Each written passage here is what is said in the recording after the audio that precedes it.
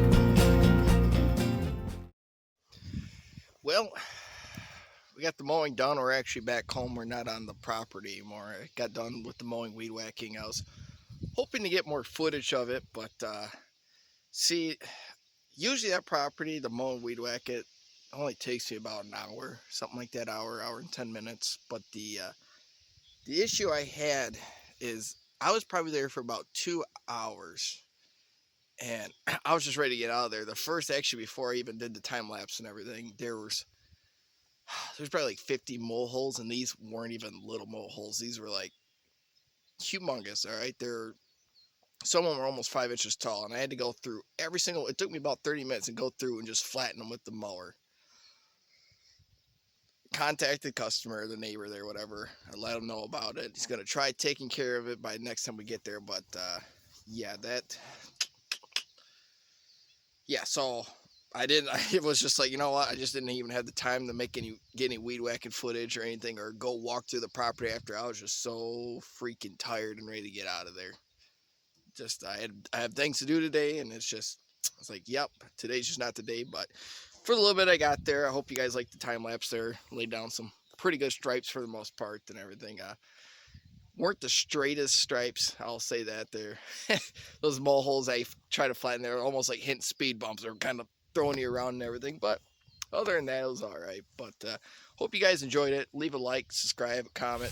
Yeah, actually, please do subscribe. It helps the algorithm and everything. But we'll catch you guys in the next one. See us.